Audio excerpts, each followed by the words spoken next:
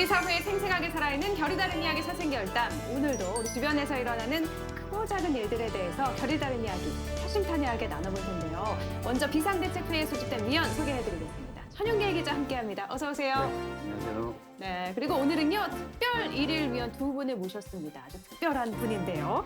경기도 이재명 지사 나오셨습니다. 지사님 안녕하세요. 네, 반갑습니다. 네. 그리고 건국대학교 공공인재대학 행정국작부 이향수 교수 함께합니다. 교수님 네, 안녕하세요. 반갑습니다. 네, 안녕하세요.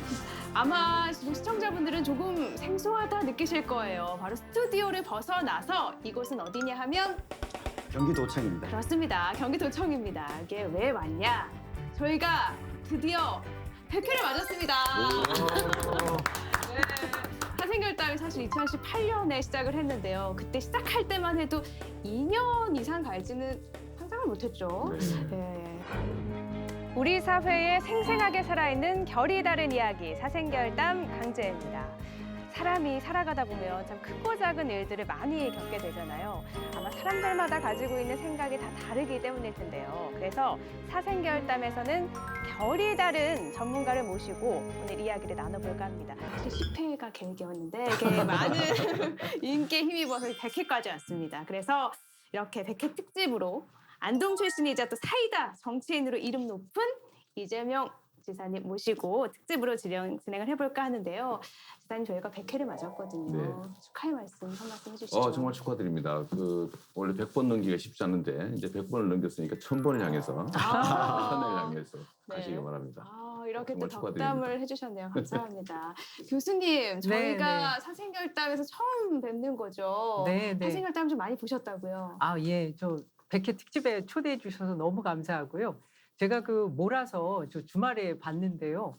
정말 지역 주민들이 관심을 가질 만한 주제를 가지고 아주 흥미롭게 이걸 진행을 하시더라고요. 그래서 저도 아주 재미나게 봤고요. 그다음에 아까 지사님 말씀하신 대로 정말 1000회, 2000회 계속 승승장구하시길 바라겠습니다. 네, 저희가 거대 담론이 아니라요. 우리 지역민의 이야기를 조금 더 깊숙이 또 자세히 전해드리고자 노력을 했는데 제작진의 노력이 시청자 여러분도 아마 느껴주신 것 같아요. 그래서 100회까지 온 것 같은데 천 기자님은 1회부터 쭉 함께해 주셨잖아요. 느낌이 좀 남다르실 것 같아요. 네, 일단 이재명 지사님이 복 받으셨습니다. 왜죠? 그 사생결단에서 여태껏 특히 선출직 공직자분들 가운데 출연하신 분들은 다 앞날이 창창했거든요. 이 반면에 출연을 안 하시고 비판의 대상에 자주 오르신 분들은 다 현직에서 물러나서 집으로 가셨습니다. 그렇군요. 좀 많이 계세요. 네. 네, 오늘 출연해 주셨으니까 지사님한테 좋은 일이 있지 않을까 싶습니다. 이렇게 또 너무 기분 감사합니다. 좋게 시작을 해볼까 합니다. 그럼 오늘 이 시간에는요. 이재명 지사님과 함께 공공과 정의, 공공복지, 이 시대를 관통하는 가치는 무엇인지 사생결단 100회 특집 이재명의 사이다 지금부터 시작해보겠습니다. 할 수 있는 거 할 수 있는 건 최선을 다했다. 힘내자 우리 경북 대하내자라는 거 정도. 답답한 곳을 허심탄회하게 이야기를 나눌 수 있는 프로그램인데 딱 어울리는 것 같아서 모셨습니다. 감사합니다. 해주셔서 감사합니다. 계곡정비 같은 거 알겠어요. 사실은 우리나라 정부 수립이 한 번도 당선 못했지만 그 기득권의 저항을 이겨내야 되고 일단 의지가 있어야 되고 대신 용기가 또 있어야죠. 그러니까 결단이에요. 그러니까 해야 됩니다. 지도자의 의지가 중요하다. 그 이재명은 한다. 제가 많이 지난소득을 온갖 비난을 감수하면서 5년 전 정도부터 시작된 전국화죠. 기본적으로 또 마찬가지고 경제 정책의 방향도 이렇게 바꿔야 된다. 지사님 말씀 들어보면요. 이 세상에 못할 건 없다. 네. 인간의 문제, 인간의 얘기를 했습니다. 저는 정말 네. 그러니까 대구 경북의 대권 주자로 본인을 인정해도 된다 이렇게 이야기해도 될까요? 유권자들이 사실 누군가를 뽑아서 일을 시키는 게 정치인이에요. 결국 국민에게 달려있는 거죠. 국민 입장에서 일 잘하네. 그냥 계속 시켜야 되겠다. 저게 적합해라고 판단할 수도 있고 저것보다는 다른 게 좋아라고 판단할 수도 있고. 사생결단 100회 특집 이재명의 사이다 본격적으로 시작을 해볼 텐데요. 결단을 듣고 시작을 한번 해볼까 합니다. 제가 평소에 많이 고민하는 건데요. 일단 신뢰가 생명이다.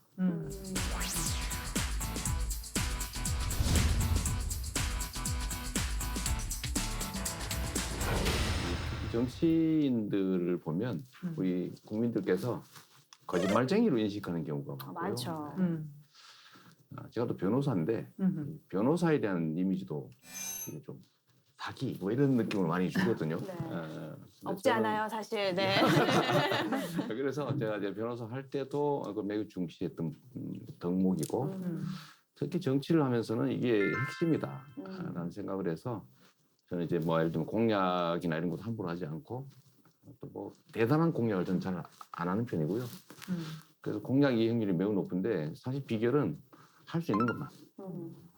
또 할 수 있는 건 최선을 다해서 하고. 그래서 제가 공약 이행률이 높다고 많이 평가받는데 제가 도정을 하는 데서도 그 점을 매우 중시합니다. 정치나 행정에서 신뢰가 높아지면 권위가 생기면 네. 이제 물리력을 사용하지 않고도 업무를 할 수 있기 때문에 매우 효율적이죠. 역시 말하면 시킨다.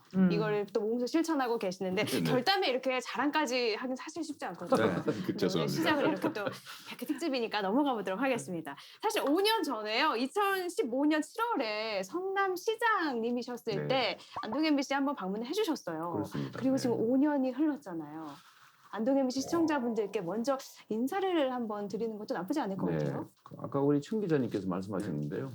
안동 MBC에 출연하면 이렇게 잘 좋더라, 풀린다. 네. 잘 풀리더라.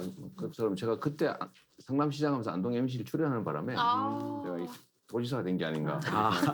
우리 안동 MBC 시청자 여러분 너무 반갑고 또 감사합니다. 뭐 특히 안동 MBC는 안동이기 때문에 제가 태를 묻은 곳이잖아요. 태어나서 어린 시절을 보낸 곳이고 제가 어릴 때 운동회 때 이럴 때는 우리가 주로 경북 도민의 노래 이런 거 많이 불렀어요. 네. 그거 혹시 아세요? 모르죠. 알고 계시나요? 아니요.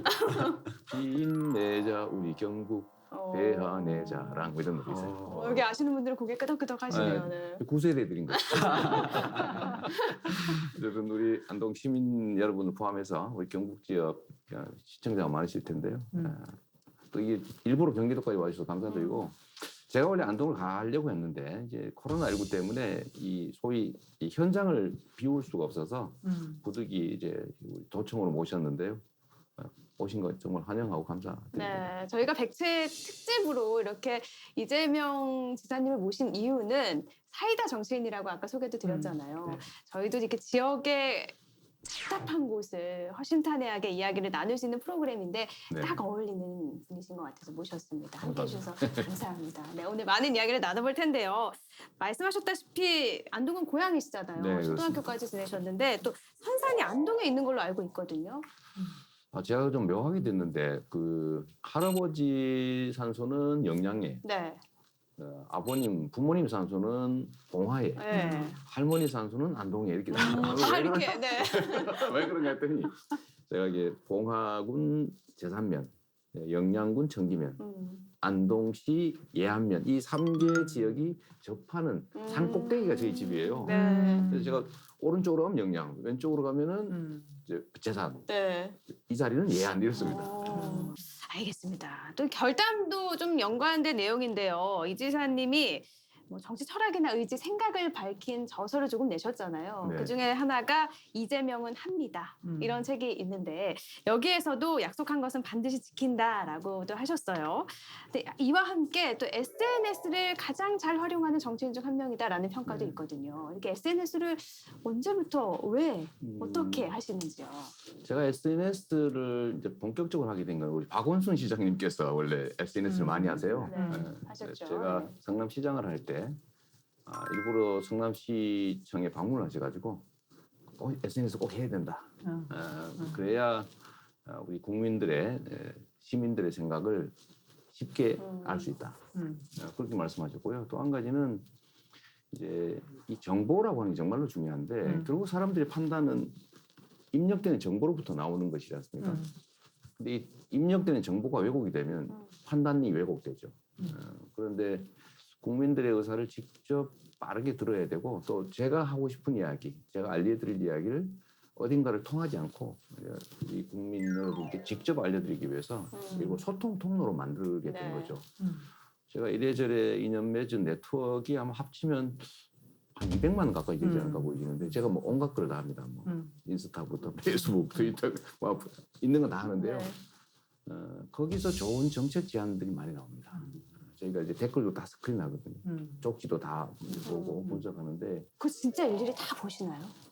제가 이제 스크린된 걸 보기도 하고 또 어떤 글에 대해서는 다 한번 보기도 하고 시간이 나면 그러나 우리 담당들이 있어서 다 스크린해서 민원들은 민원대로 처리하고 워낙에 많으니까. 제안은 제안대로 또 이렇게 정책화하고 그러고 있습니다. 그렇군요. 근데 도움이 됩니다. 우리 지사님이 별명이 사이다시잖아요. 그쵸. 이 사이다 친구가 누구죠? 콜라죠. 콜라요. 네. 콜라면 네. 네, 그래서 이 지사님의 이 사이다 같은 발언이 한편으로는 지지도 받지만 이 콜라로 대표되는 홍준표 의원과 좀 코카콜라. 비슷하다. 그러니까 좀 너무 직설적으로 이야기해서 네. 안정감이 떨어지는 것 아니냐. 네.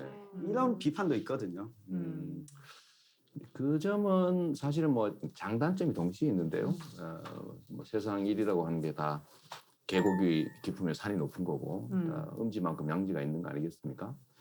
그러니까 저는 필요한 일들을 직접적으로 빠르게 행하죠.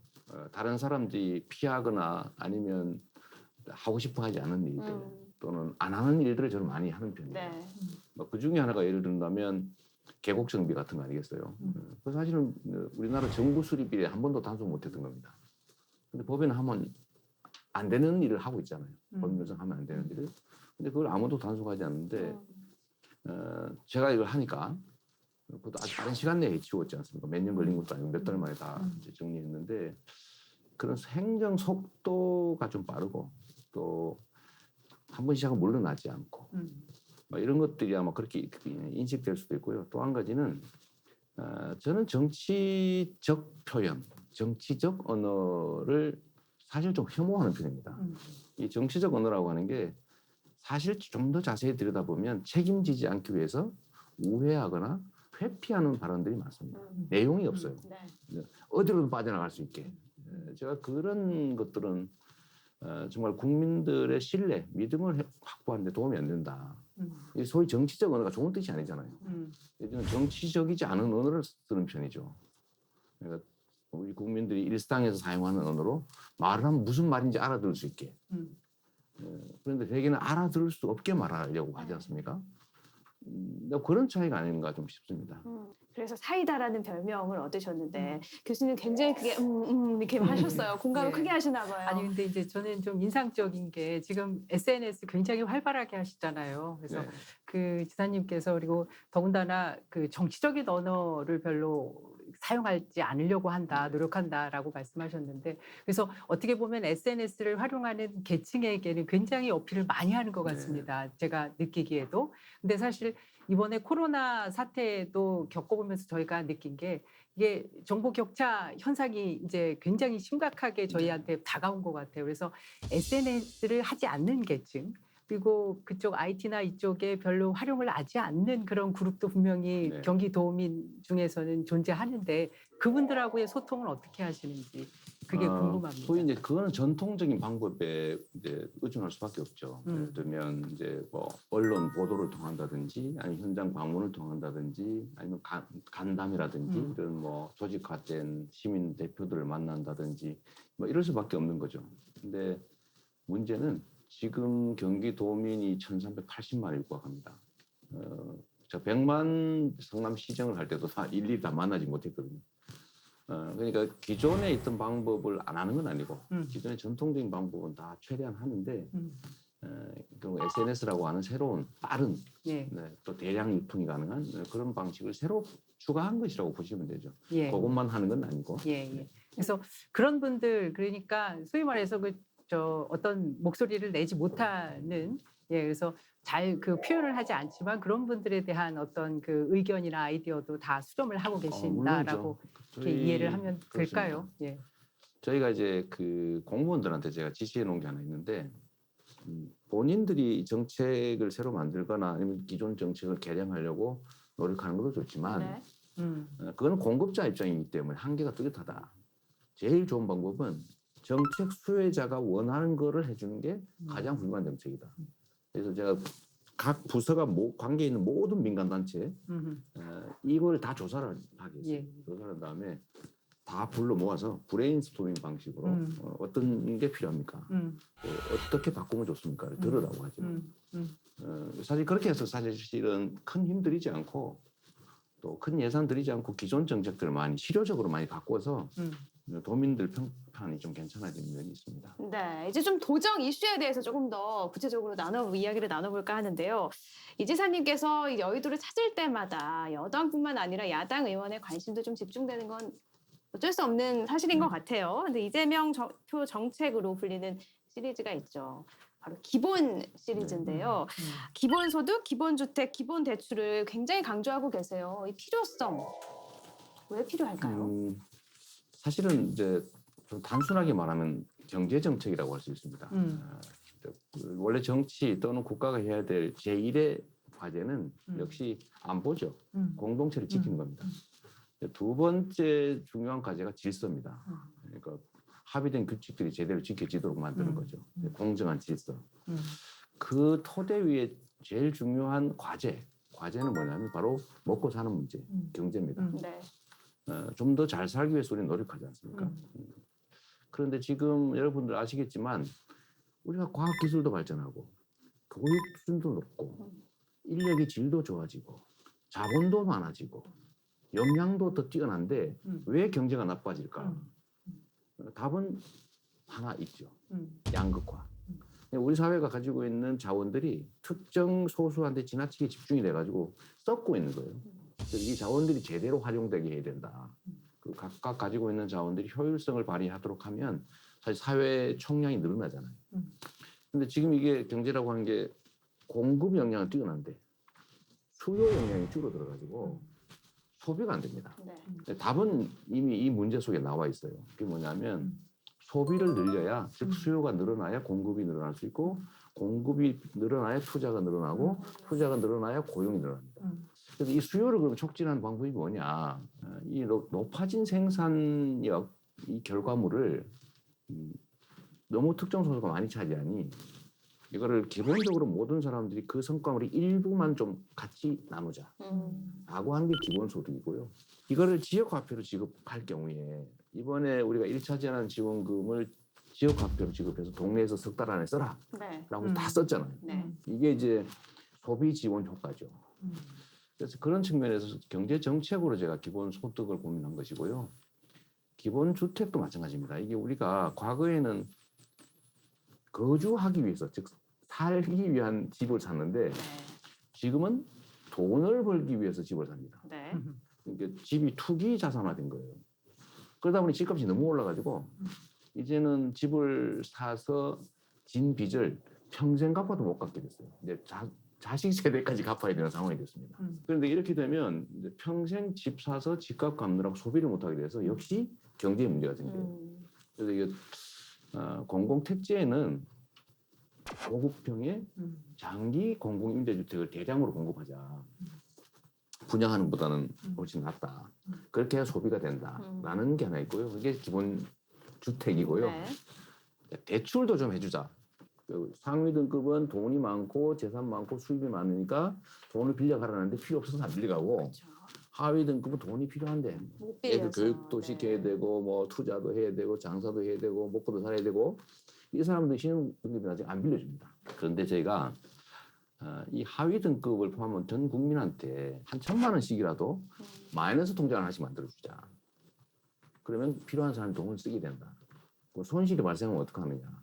복지 정책으로 200조 가까이 쓰지 않습니까? 근데 그 돈을 무료로 주는 거예요. 재정 정책으로. 그러지 말고 복지적 대출을 해주자. 차라리. 갚을 능력이 되면 도로 갚고 못 갚으면 복지 지출로 치고 이렇게 하는 복지와 대출의 중간 영역 정책을 만들어내면 이것 역시도 경제 순환에 도움이 된다라고 한 것이고요. 그게 이제 기본 대출입니다. 네. 그랬더니 반론이 딱 하나 있어요. 그거 막 빌려가지고 떼먹으면 어떡하냐. 그죠. 지금 얘기 듣자마자 그 난 생각이 빌려서 들죠. 안 갚을 것 도덕적 같은데. 해이. 네. 도덕적 해이. 이제 도덕적 해이는 수억씩 또는 수십억, 수백억을 빌려가면 떼먹는 게 이익인데 네. 떼먹는데 대가를 치러야 되죠. 신용불량이 등재가 되고 취직도 못하고 통장도 못 만들고 앞으로 절대 돈을 못 빌립니다. 1,000만 원을 빌려가지고 멀쩡한 사회인이 그걸 떼먹기 위해서 취직 포기하고 통장 포기하고 그러진 다 않을 압류당하고 것이다. 네. 할 수가 없는 거죠. 대출 금액이 낮으면 오히려 도덕 정책적인 회의가 벌어지지 않습니다. 그 지사님이 이야기하신 이 기본 시리즈를 듣고 보면 우리 경북에 살고 있는 사람들은 좀 마음이 아플 것 같아요. 왜 이재명은 하는데 다른 지자체는 못하냐. 그리고 또 한편으로는 이재명 지사는 하는데 왜 현 정부의 부동산 정책은 계속 실패하냐. 그러니까 여기에 대해서 우리 경북의 이 시민들한테 좀 한 말씀 부탁드립니다. 사실 정책이라고 하는 것은요. 언제나 이해관계가 충돌하는 겁니다. 그러니까 모든 사람이 동의하는 건 진리라고 하고 정책이라고 하지 않죠. 정책이란 이해관계가 맞물려 있는 것이고 정책을 바꾼다든지 새로운 정책을 한다는 얘기는 결국 기존의 과거 정책에서 혜택 보던 사람들이 손해를 보고 새로운 사람들이 이익을 본다는 뜻이거든요. 그 정책들은 가능한 방법도 수없이 많은데 그 중에서 골라서 집행하면 됩니다. 그 왜 안 하거나 또는 못 하느냐? 첫째는 기득권자들의 저항이 무섭고 또는 본인이 거기에 속해 있을 수도 있고 결국 정책은 많은데 이제 용기와 결단의 문제라고 저는 생각하죠. 그러니까 그 기득권의 저항을 이겨내야 되고요. 이제 일단 의지가 있어야 되고 대신 용기가 또 있어야죠. 그다음 결단해야죠. 저는 비난을 하든 저항을 하든 위험이 있든 저는 해야 될 일을 그냥 하거든요. 네. 갑자기 저서에 또 제목이 생각나네요. 이재명은 합니다. 맞습니다. 그 뜻입니다, 사실은. 네, 알겠습니다. 또 지사님께서는요, 경기도의회 본회의에서 11월 4일에 있었던 여기서 경기도의 공공병원이 부족하다는 지적에 대해서 공공병원 설립은 국가적 과제고 제가 정치를 시작한 이유다 이렇게 밝히기도 하셨어요. 네. 근데 여러 가지 사실 어려움도 있잖아요. 제가 실제로 정치를 하게 된 직접 계기는 성남시립의료원, 성남시 공공병원 만들기 운동을 하다가 두 번째 이제 구속되게 생겨가지고 수배 도중에 제가 결정을 했어요. 병원이 없어서 응급 환자가 실려가다 죽거나 또는 뭐 돈이 없어 치료를 못 받는지 이래서는 안 되지 않습니까? 필요한 일인데 민간이 안 하는 거를 공공이 하는 거 아닙니까? 그러자고 세금 내는 거잖아요. 그래서 제가 시립의료원을 하다가 이제 그때 시의회 또 시집행부로 반대를 해서 뭐 그 날치기 하고 이런 과정에 제가 또 조금 문제가 돼서 제가 대표였기 때문에 방청객들이 좀 소란을 피워서 제가 특수고문집행 방지로 수배가 됐는데 이게 직접 제가 내 손으로 만들 수밖에 없겠다. 시민들의 손으로. 그래서 제가 출마를 결심했고요. 실제로 성남시 의료원은 지금 얼마 전에 개원했습니다. 한 2천억 정도 아마 들었을 텐데 지금도 제가 경기도의 북부 지역에 공공병원 인프라가 워낙 취약하기 때문에 지금 그쪽을 좀 공공병원을 확충하는 그 용역을 시행하고 있습니다. 전 전국적으로도 국가의 공공의료 비중이 병상 기준으로 보면요. 우리나라가 10%가 안 됩니다. 또 민간 영역에서는 예를 들면 흉부외과라든지 신경외과 이런 위험한 수술을 담당하는 의사들이 지금 사라지고 있어요. 실제로 이제 의료 체계에 문제가 발생하는 거죠. 그런 부분은 결국 다 공공병원들이 다 감당을 해줘야 됩니다. 네, 이렇게 도정 이슈까지 이야기를 나눠봤는데요. 지방자치분권 이야기를 또 안 할 수가 없습니다. 근데 조금 상황이 경기도하고 경상북도하고 많이 다른 게 사실이에요. 경기도는 지금 뭐 김민철 의원이 경기 북부 분도 설치를 주장하고 있고요. 근데 부산 경남에선 김경수 지사가 또 동남권 메가시티 구축을 위해서 행정 통합 또 밀어붙이고 있죠. 그리고 또 광주 전남에서도 행정구역 통합을 하고 있는데 이 부분에 대해서는 어떻게 생각하세요? 행정구역에 대해서 좀 어느 정도 체제 변화가 필요할까요? 이제 행정구역은 사실은 이제 행정의 필요, 그다음에 이제 주민들의 편의 이게 기준이 됩니다. 근데 과거에는 지리적 거리 이게 매우 중요했지 않습니까? 말을 타고 가든지 걸어가든지 해야 되는데 지금은 물리적 거리가 거의 무의미해지고 있습니다. 대체적으로 통합을 할 경우에 불편한 점, 그러니까 마이너스 측면하고 효율 측면, 이 플러스 측면이 있는데 지금은 광역화하는 게 훨씬 더 시너지 효과가 크다 이렇게 보는 거죠.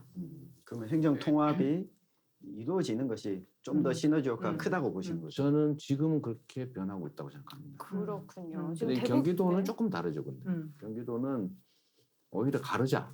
이렇게 남북을 가르자 이렇게 얘기를 하고 있는데 저는 현재 상태로 바람직하지 않다. 왜냐하면 분리할 경우는 재원이 실제로 손실이 발생하기 때문에 북부 지역 주민들 입장에서 유리하지 않아요. 약간 이제 정치적 이유로 사실 분할 논의가 있기 때문에 결국은 뭐 그리 쉽지도 않을 것이고 저는 균형 발전에 집중하는 게 더 낫겠다 이런 생각하고 있습니다. 근데 이제 사실 그 지방 정부의 현실은 그 녹록지가 않은 것 같습니다. 네. 뭐 저성장에, 저출산에, 고령화에 여러 가지 문제가 맞물려서 사실은 그 많은 사람들이 2040년 정도 되면 전국의 그 지방 중소도시 한 30%는 도시 기능을 상실할 거다. 네. 이렇게 예견을 하고 있고요. 그래서 어떻게 보면 그 지방의 중소도시가 그 정부 예산에 블랙홀이 될 거다라는 그런 우려를 하고 있습니다. 그래서 그것에 대해서 어떻게 생각하시는지 또 대비책은 또 어떻게 가지고 계신지 좀 들려주시죠. 지방 소멸 주제는 사실 경기도에 있어요.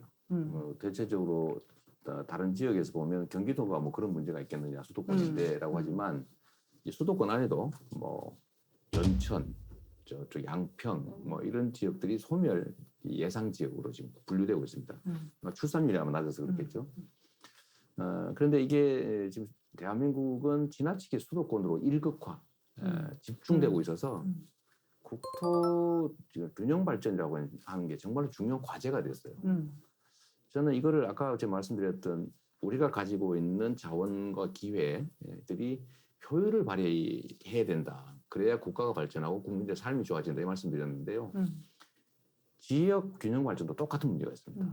예를 들면 좀 지방과 수도권이 균형 발전을 해줘야 사실은 수도권은 지금 집중 때문에 비효율이 발생합니다.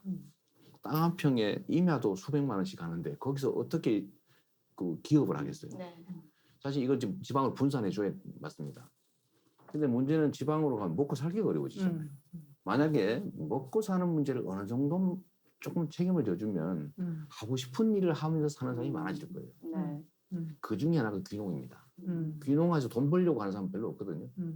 정말 평화롭게 쾌적하게 살고 싶은 거죠. 건강하게. 그래서 기본소득 제도라고 하는 것이 최저한의 삶을 보장해주면 생산성, 즉 보수는 낮지만 삶의 만족도가 높은 일자리들이 대량으로 생겨납니다. 그 중에 하나가 사실 귀농이에요. 귀농, 귀여.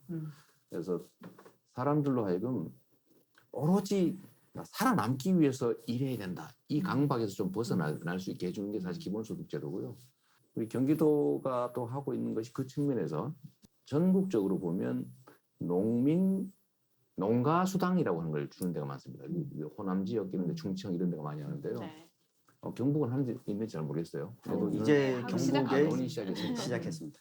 근데 그거는 이제 농가 단위로 연간 뭐 한 60만 원 정도 이렇게 월 5만 원 정도 지원하는 방식인데 이거는 농민 1인당 그 정도를 지원해 주려고 하죠. 왜냐하면 농가를 지원하게 되면 이 가부장 문화하고 관계가 있습니다. 아버지만 받아요. 그래서 그 가구원들 부인은 못 받아요. 그래서 우리는 똑같다. 그러니까 가구원에게 농민에게 지급하자라고 하는 걸 지금 준비하고 있고 또 하나는 실험적으로요. 농촌 기본소득이라고 해서요. 정말 시골 지역들 한 면 단위를 골라가지고 거기에 사는 모든 사람에게 지원해 주는 거예요. 그래서 예를 들면 시골 지역, 농촌 지역 같으면 월 1인당 한 1, 20만 원 정도만 지원하면 제가 보기에는 살아가는데 거의 문제가 없을 겁니다. 조금 농사 조금 짓고 그죠? 부수입 조금만 있고 1인당 한 20만 원, 10만 원, 20만 원 정도면 가구당 한 5, 60만 원 되잖아요. 그게 매월 지원이 되면 자기가 하고 싶은 일을 하고 살 수 있죠. 그래서 먹고 살기 위해서 도시에 가서 실업자가 되지 않아도 되는 거죠. 사실 이런 것도 어떻게 보면 국민들에게 새로운 삶의 방식을 가능하게 해주는 것. 이거 저는 좀 근본적인 대책이라고 보고요. 저도 사실은 그런 마음이 있거든요. 퇴역하면 다시 안동 제 고향 가서 근데 먹고 살 길이 까마득한 거예요. 물론 뭐 저야 다른 길이 있을 수도 있지만 잘 사실 것 같은데. 그러니까 그런 사람들을 우리 국민들이 일부나마 선택하게 선택 가능하게 해주는 것. 네. 이것들도 하나의 방법이 아닐까 싶은데. 혹시 네. 지사님께서는 이런 지금 여러 가지 훌륭한 구상들 이런 것들을 어떻게 저희가 사회적인 담론 안에서 이렇게 잘 좀 이렇게 설득하면서 서로 논의하고 협의하고 이걸 어떻게 차후에 진행하실 계획이신가요? 역시 이제 사람들의 고정관념을 깨긴 쉽지 않아요. 지금 제가 우리나라의 경제 정책도 사실 국민들의 세금을 수백조를 걷어서 집행하지 않습니까? 근데 이제 과거에 고도 성장기에 썼던 정책들을 주로 써요. 그러니까 아까 말씀드렸던 공급 측면을 주로 지원합니다. 예를 들어 감세, 기업 감세를 해준다든지, 뭐 R&D 지원을 해준다든지, 고용 지원을 해준다든지, 뭐 이런 것들을 하잖아요. 근데 수요 촉진책은 사실은 없어요. 처음 이번에 재난지원금 한 거죠. 처음. 근데 실제로 이제 유럽이나 외국들은 많이 하고 있죠. 그 가계 부채 비율이 전 세계에서 우리나라 제일 높은 편에 속합니다. 그런데 놀라운 사실은 국가 부채 비율은 전 세계에서 가장 낮은 쪽에 속해요. 근데 국가 부채와 가계 부채는 대체 관계죠.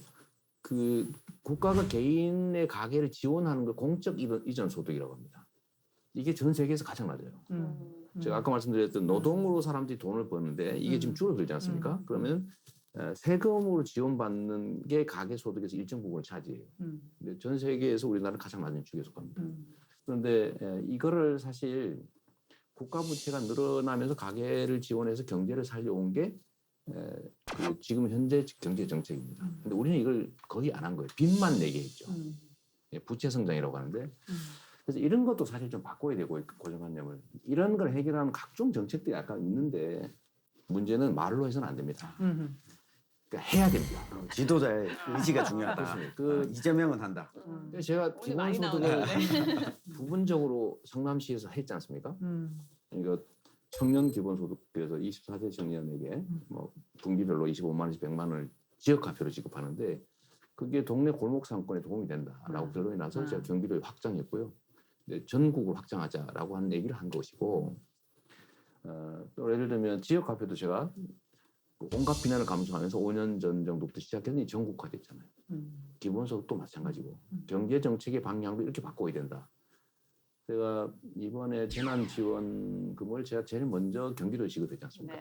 그것도 1인당 10만 원씩 지역화폐로 3개월 안에 쓰도록 지급해서 효과가 좋으니까 결국 정부에서 똑같이 가구당 100만, 뭐 25만 원 정도지만 100만 원 정도지만 하여튼 그걸 지급해서 한 2달은 또 살았어요 우리가. 1년에 6번만 하면 1년 내내 그럴 수 있다는 겁니다. 근데 그 금액은 얼마 안 되죠 사실 국가 전체 예산에 비하면. 그래서 정말로 중요한 거는요. 해봐야 됩니다. 지사님 말씀 들어보면요. 이 세상에 못할 건 없다. 네. 인간의 문제, 인간의 얘기를 할 수 있습니다. 지금 정말. 네, 안 하는 거지 못하는 건 아니다라는 걸로 들립니다. 네. 근데 그 지사님이 또 국정감사 때 이 국정감사 중에 국회의원들이 너무 지나치게 지방자치사무에 대해서 간섭한다 이 내용을 또 이야기를 하셨고 지방자치 권한을 확대해야 된다라고 하는데 이 전적으로 이야기를 하셨는데 사실 안동만 하더라도 전체 1년 예산이 1조가 넘거든요. 네. 근데 이 1조의 대부분은 교부세입니다. 그리고 그 2만이 되지 않는 영양군 같은 경우에도 연 4천억 가까이 예산이 편성되어 있습니다. 이것도 대부분이 교부세입니다. 그러니까 지방이 자체적으로 세금을 많이 걷어들이는 권한을 주게 되면 결국 경북 지역에 있는 이러한 기초 지자체들은 더 힘들어질 수밖에 없는데 얼마만큼 어떻게 권한을 좀 줘야 된다고 보십니까? 재정 문제하고 행정 권한 문제는 조금 다릅니다. 네. 그 재원을 자체에서 다 조달해라. 이건 지방 자치가 아니죠. 균형 발전의 취지에 어긋나죠. 권한은 확대해야죠. 자율적으로 할 수 있게. 그러나 재원은 전국적으로 균형 있게 배분해야죠. 이제 그 배분하는 기능을 갖는 게 교부세 제도. 세금의 일부를 국세의 일부를 떼서 뭐 면적이라든지 인구 이런 걸 기준으로 나누는데 우리는 하나도 못 받고 있어요. 네. 우리는 아예 지원 안 하는 곳입니다. 이렇게 서울, 경기, 뭐 화성시, 용인시 뭐 이 정도. 또 한 가지 논의는 이제 국세와 지방세 비중이 너무 격차가 크다. 그러니까 소위 이제 7대3 정도 돼가고 있는데 6대4 정도로 해서 지방세를 한 4 정도 올려야 되지 않냐 하는데 그러면 이제 그 문제가 네. 걱정이 되는데요. 그러나 그런 것들을 조정할 때도 전국적으로 균형을 잃지 않도록 억울한 지역이 생기지 않도록 하는 조정은 계속 해나가야 되기 때문에 지방자치가 확대되는 거하고 재정이 나빠지는 문제는 직접 관계는 없습니다. 그렇지 않게 만들어야죠. 그리고 하나만 덧붙이면 지방자치 권한을 많이 주게 되면 또 이 국정감사에서도 빠지게 되면 네. 이 지역 유지제, 이 토 세력들이 유착해서 어느 누구의 감시도 안 받게 된다 이런 지적을 하기도 하거든요. 지방자치 권한이 확대되면 부정부패의 여지가 커지지 않느냐는 일면 일리가 있는 말씀입니다. 그래서 이 어떤 제도는 완벽하게 옳고 어떤 제도는 완벽하게 틀리고 한 것이 아니기 때문에 자치와 감시 견제를 중복적으로 해 나가야죠. 그러니까 기본적으로 의회가 감시하되 상급 기관의 감시도 있는 거죠. 그래서 저는 과거에 그러면 완벽한 관선제도 때 그다음에 지금의 지방자치 비교해서 어떤 게 더 낫냐? 저는 지금이 낫다고 생각합니다. 왜냐하면 주민들의 자율적 감시라고 하는 것도 있고 어떤 표를 얻기 위해서 단체장이 열심히 일을 합니다. 물론 이제 그중에 악용하는 사람들도 있는데 뭐 그거는 건 골라내지는 것이고요. 선거나 수사나 뭐 이런 것들을 통해서 걸러지는 거니까 그래도 국민들한테 표를 다시 얻기 위해서 조금이라도 아끼고 청소도 좀 더 열심히 하고 일도 조금 열심히 하고 분명히 그런 게 있어요. 네, 이렇게 지방자치 분권에 대해서도 이야기를 나눠봤는데요. 이제 좀 정치 이야기를 넘어가 볼게요. 네. 아마 많은 분들이 관심사가 여기인 것 같기도 하고요. 약간 부담스럽네요. 네. 네. 여론조사 얘기를 안 할 수가 없는데요. 이재명, 이낙연, 윤석열 나오고 있죠. 네. 선호도가 높게 나오고 있는데 차기 대선 주자 선호도 조사에서 각종 뭐 여론조사에서 계속 꾸준히 높은 지지율 유지하고 있잖아요. 좀 부담되거나 그러진 않으세요? 뭐 감사하죠. 제가 그 경기도 도정을 시작할 때 우리 도민들의 도지사에 대한 평가가 꼴등이었습니다. 이 잘한다가 27%가 29%여서 17명 중에 17등을 했는데요. 지금은 제가 이제 전국에서 1등을 하고 있죠. 2년 만에 1등을 하고 있고 이제 저희 도민들 70 내지 80% 정도는 잘한다. 뭐 이렇게 얘기해주고 계시고요.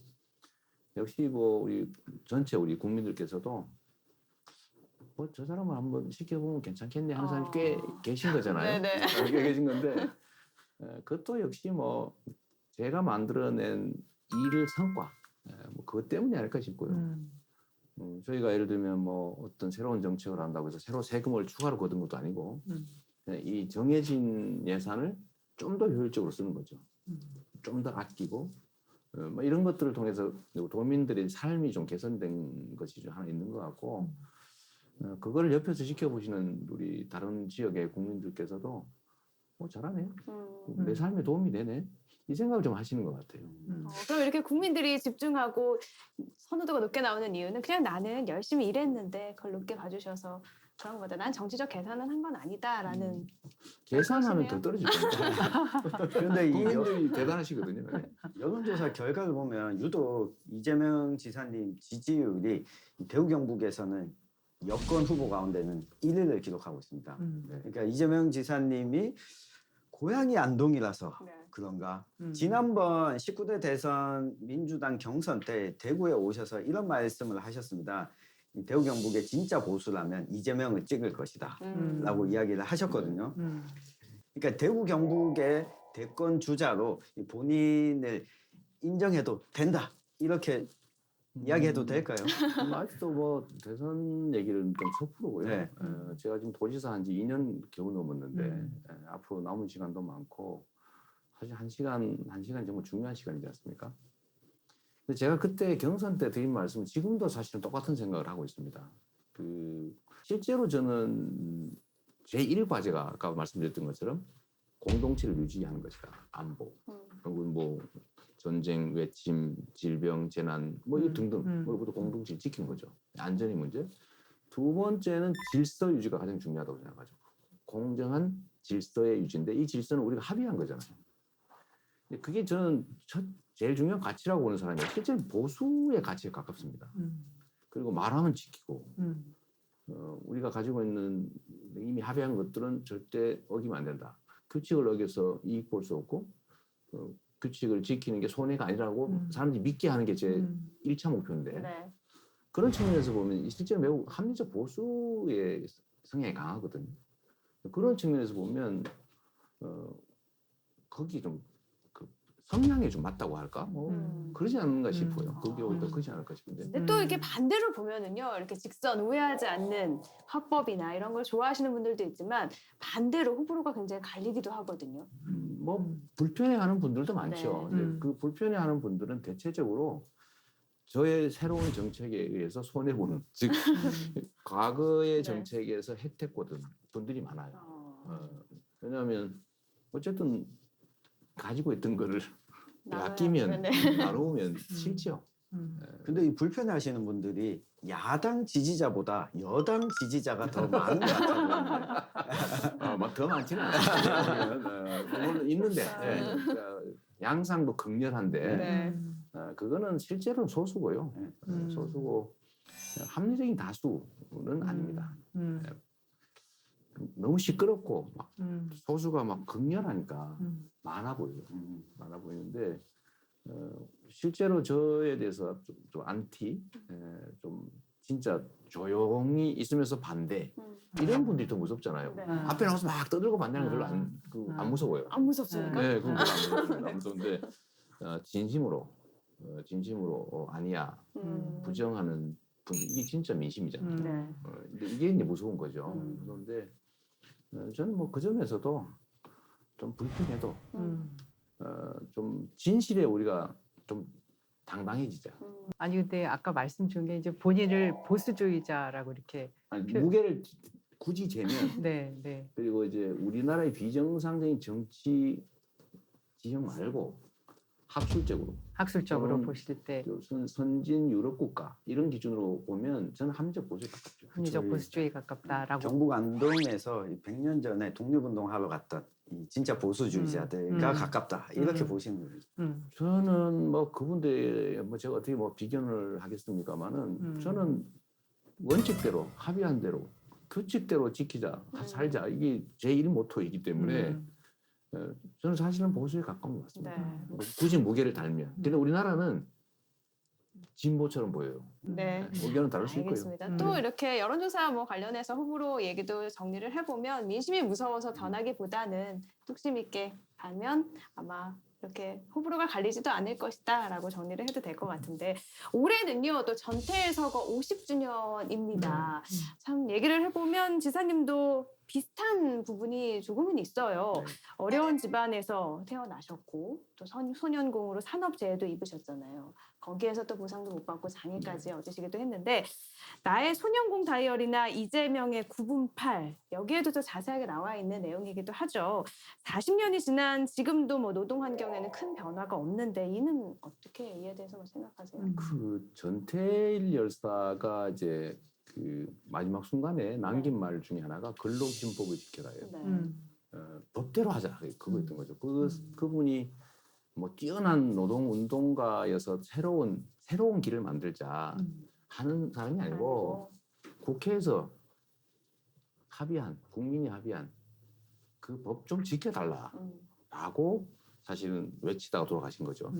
저는 사실 그로부터 몇 년 후에 공장 생활을 시작했지만 실제로 그 당시에도 법을 안 지키고 있었고요. 지금도 법을 안 지키고 있습니다. 근데 산업재해 사망률도 25년간인가 계속 1등하고 있습니다. 이런 건 꿋꿋하게 1등 근데 지키면 1등하면 안 돼. 꼴등이 되거든요. 근데 왜 그러냐? 지금 당장 우리가 합의한 규칙들만 철저하게 지키면 제가 보기엔 절반 한 3분의 1 이하 바로 줄일 수 있습니다. 사고 나는 현장을 가보면 법에서 정한 거를 안 지키고 있어요. 그래서 사고가 납니다. 네. 안전장치가 없다든지 뭐 방어 기계가 고장 났다든지 방치했다든지 뭐 이런 거예요. 그러니까 이런 거를 안 지켜서 사고가 나는데 왜 그러면 안 지키냐? 안 지키는 게 이익이에요. 그러니까 이 규정들을 다 지키면 이제 비용이 많이 들어가지 않습니까? 시간도 많이 걸리고. 네. 근데 어기면 비용도 시간도 절약이 돼요. 그럼 누군가 이익을 보지 않습니까? 그걸 통해서 네. 이 이익을 보는 사람하고 사고가 났을 때 책임지는 사람이 달라요 지금. 이익은 쉽게 말해서 기업주가 보는데 처벌은 현장 과장이 네. 처벌받고 그러니까 아주 가볍게 처벌받죠. 그래서 이걸 고치는 방법은 우리가 합의한 법을 철저히 지키게 하면 돼요. 어길 때 제재를 엄청나게 세게 하면 되죠. 그게 바로 중대재해기업 처벌법입니다.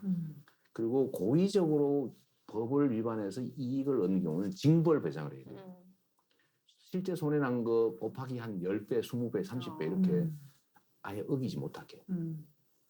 더불어민주당에서 중대재해기업처벌법을 당론으로 좀 정하고 있지 않아서 이 외면하고 있는 것 아니냐 이런 비판도 있잖아요. 뭐 논쟁 중인 것 같고요. 네. 저는 해야 된다 입장이죠.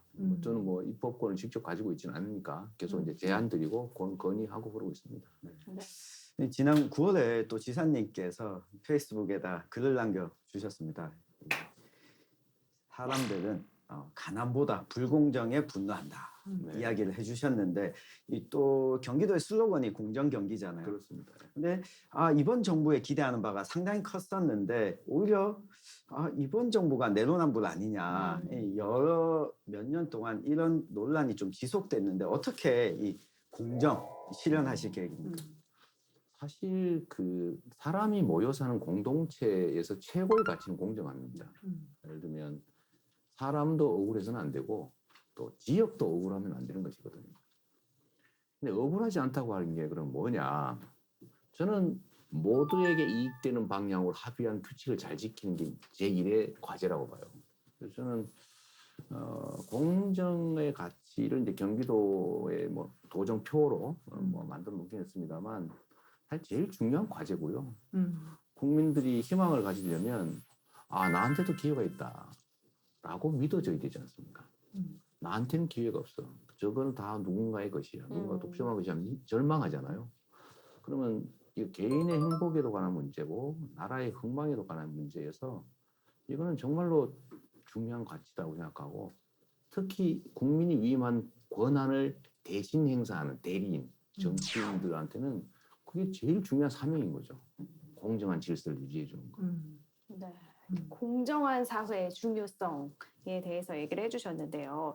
또 이번에 코로나19 얘기를 안 할 수가 없어요. 코로나19 네. 방역에 또 앞장서셔서 많은 이슈를 또 불러일으키시기도 했고 여러 가지 복지 정책에서도 이슈를 주도하셨는데 국가 정책과 우리 사회의 민주적 논의를 진일보시켰다는 그런 뭐 의견도 많이 있습니다. 근데 그래서 한국 사회 발전을 위해서 일을 조금 워낙 잘 하시니까 조금 더 하시고 대선은 그 이후에 네. 다음 말고 그 다다음에 하시는 게 어떠냐는 지지층의 의견이 있는데 이건 어떻게 생각하세요?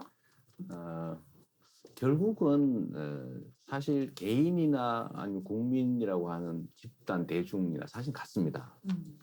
요즘은 이제 집단 지성체라고 보통 부르지 않습니까? 사실 정치인들보다 판단 능력은 사실 집단 지성체가 훨씬 높습니다. 그 집단 지성체, 즉 주권자 집단, 주권자들이 사실 누군가를 뽑아서 일을 시킨 게 정치인들이잖아요. 그럼 국민 입장에서는 누가 저 일을 잘하냐로 뭐 떨어뜨리기도 하고 또 새로 뽑기도 하고 보직 바꾸는 걸 동의하기도 하고 네. 하잖아요. 결국 국민에게 달려있는 거죠. 국민 입장에서 저 일 잘하네. 그냥 계속 시켜야 되겠다. 저게 적합해라고 판단할 수도 있고 저것보다는 다른 게 좋아라고 판단할 수도 있고 결국은 지명받아 일하는 사람이 선택하는 문제가 아니고 결국은 그 지명해서 일시킨 즉 국민이 결정하는 겁니다. 진짜로. 저는 지금 이제 국민들께서 가지는 정치에 대한 관심이 과거보다 높아졌다고 생각하는데 이유가 있어요. 이것도 다 경제 문제인데 제가 경제 문제 고민을 많이 해서 그럴 수 있습니다. 과거에는 고도 성장을 하니까 성장률이 높은 기회가 많습니다. 기회가 많을 때는 누군가가 훔쳐가도 표시가 잘 안 납니다. 그리고 내 몫을 챙기는데 별로 무리가 없어요. 그런데 이게 저성장 사회가 되면 기회가 귀해지는 거예요. 기회가 가질 수 있는 게 5명이 가질 게 3개밖에 없다. 이러면 이 3개가 어떻게 공평하게 배분되는지 관심이 높아질 수밖에 없어요. 그래서 요즘 청년 세대들이 보수화되는 게 그런 것 때문입니다. 기회가 없어서 과감한 도전을 할 수가 없어요. 네. 실패하면 끝입니다. 그러니까 아주 보수적이 되죠. 국민들도 마찬가지입니다. 지금 이제 경제 상황이 워낙 나빠지니까 음. 내 삶의 정치가 옛날에 별로 영향이 없다고 생각했는데 지금은 이 작은 것조차도 내 삶에 너무 영향이 크다 보니 정치라고 하는 게 내 삶에 미치는 영향이 체감적으로 더 커진 거예요. 그런 측면에서 보면 제가 뭘 하기 위해서 막 노력하면 오히려 눈밖에 날 가능성이 많습니다. 네. 주인이 딱 보고 있는데 아주 딴 데 관심이 지고 있네. 지가 시킨 건 안 하고 네. 이렇게 되면 손해가 되기 때문에 묵묵하게 내가 하던 일 열심히 하면 네. 그 일을 계속 시킬지 아니면 딴 걸 시킬지 아니면 아예 일을 안 시켜버릴지도 결국 국민들께서 정해주신 거라고 생각해요. 근데 국민이 정할 수 있는 판은 마련이 돼야지 국민이 정하는 거잖아요. 네. 그 그래서- 판조차도 네, 그 판조차도. 네. 출발선에 설 수 있을지 없을지조차도 알겠습니다. 알겠습니다. 이렇게 여러 가지 이야기를 나눠봤는데요. 2020년 정말 이제 얼마 남지 않았습니다. 한 달도 남지 않았는데요. 올해는 정말 어떻게 지나갔는지 모르겠어요. 코로나19로 1년이 네. 훌쩍 지나갔고 뭐 제가 주택 그렇습니다. 문제, 네, 청년 문제 참 여러 가지 문제로 힘든 한 해였던 것 같은데 이지사님께서 미래에 이렇게 빅피처를 그리시는 분이잖아요. 대한민국에 좀 어떻게 바뀌었으면 좋겠는지 대한민국 미래. 저는 아까도 말씀드렸지만 결국 이 정치인들의 역할이 매우 중요한데요. 길은 다 있습니다. 그리고 우리가 이제 소위 디지털 혁명 시대, 소위 4차 산업 혁명 시대에 살고 있기 때문에 삶의 양식도 생존의 방식도 다 바뀌는 거죠. 우리가 반걸음 빨리 가면 선도하는 것이고 반걸음 늦으면 끌려가는 거예요. 요건 한 걸음 차이밖에 안 됩니다. 결국은 생각의 차이죠. 어떤 마인드로 미래를 대비하느냐. 우리는 뭐 교육 수준도 높고 국민들의 열망, 열정도 높고 뭐 기술도 자본도 다 충분하죠. 다만 방향을 과거에는 유용했지만 새로운 시대에는 유용하지 않는 길을 계속 다니면 망하는 거거든요. 새로운 길을 내야죠. 더 빠르고 편하고 싼 길을 내야 되는데 저는 그건 역시 용기와 결단의 문제라고 봅니다. 그리고 최종 의사결정권자에게 거의 전적으로 달려있죠, 운명이. 우리가 역사에서 보더라도요, 똑같은 상황에서 그 흥하는 왕이 있잖아요. 그 최고 의사결정권자거든요. 망하는 시대가 있지 않습니까? 결국 사람 문제예요. 어떤 사람이 어떤 역할을 하느냐. 저는 지금은 매우 좌절하고 기회 총량도 적고 하기 때문에 갈등도 많고 그렇긴 하지만 우리가 성장률을 2%만 올리면 연간 40조가 더 생산되는 사회인 거예요. 우리 2,000조쯤 되니까요. 40조가 추가 생산이 된다는 얘기는 40조 원만큼의 새로운 기회가 생기는 겁니다. 그래서 반드시 경제를 살려야 돼요. 경제를 살리는 방안도 사실 다 있어요. 다만 그게 안 해보던 일이기 때문에 두렵죠. 그래서 제가 이 말씀을 한번 드리고 싶은데요. 제가 새로운 시도를 많이 하지 않습니까? 참 많이 하시죠. 참 많이 하죠. 그래서 사람들이 불안하게 생각해요. 좀 즉흥적으로 확 저지르는 거 아닐까? 이렇게 생각하시는 분도 있는데 전혀 그렇지 않습니다. 이거 역시 말에 불과하지만 제가 수없이 하지 않던 새로운 정책을 만드는데 실패한 게 없어요. 생각 한번 해보십시오. 아, 이재명이 뭘 해가지고 사고 쳤다. 실패했다. 없습니다. 왜냐하면 철저하게 검증하고 확실할 때만 저는 하는데 일단 시작하면 신속하게 후퇴 없이 추진하죠. 다만 어느 방향으로 가게 할 것이냐만 남아 있는 거죠. 그래서 근데 문제는 아까 얘기했던 대로 용기가 있어야 되고요. 일단 의지가 있어야죠, 기본적으로. 그리고 이 의지를 관철할 용기가 있어야 되고요. 그러니까 저항을 극복할 용기죠. 그리고 결단력이 있어야 됩니다. 사실 정치인은요, 아무것도 안 해도 충분한 사람들입니다. 하자면 일이 끝이 없는 사람들이 정치인이기도 해요. 결국 거기에 운명이 달린 거죠.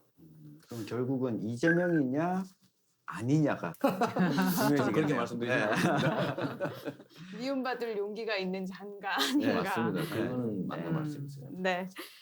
사생결단 100회 특집 이재명 지사와 이렇게 함께 했는데요. 끝으로 결어로 마무리를 한번 지어볼까요? 정치인은 리더가 아니라 팔로워다. 앞에서 끌어가는 사람들이 아니라 그런 시대도 있었죠. 그러나 이제는 잘 따라가기만 해도 훌륭한 정치인입니다. 네. 전 오늘 이렇게 방송을 하면서 그 기억에 남는 말이 있어요. 반걸음 빨리 가면 선도하는 거고 반걸음 뒤처지면 끌려가는 거다. 그러니까 조금 한 걸음 차이밖에 되지 않으니 먼저 실행에 옮겨라라고 들렸는데요. 어떻게 오늘 함께 하시면서 어떠셨어요? 100회 특집인데 사이다 발언 그래서 시원하게 제가 하셨나요? 그 사이다 자꾸 하니까 이게 그 뭐라 그럽니까 그 저기 가스 빠진 사이다. 김 빠진. 김 빠진 사이다. 근데 사실 이제 그런 측면이 많이 보여서 그런 것이고요. 정책의 결정이나 집행이나 이런 것은 매우 사실은 사이다와는 좀 다르긴 합니다. 그래서 제가 사이다 발언이라 하지 말고 앞으로는 네, 어떤 사이다 거요? 행보라고 해달라고 아. 이렇게 부탁을 한번 드리는 일도 있어요. 발언으로 끝나지 않으니 사이다 네, 행보로. 우리 행하니까. 네. 말이 아니라 행하는 게 중요하고요. 뭐 약속이야 누가 뭐 별인들 못 알아주겠습니까? 그러나 실천이 진짜 중요하죠.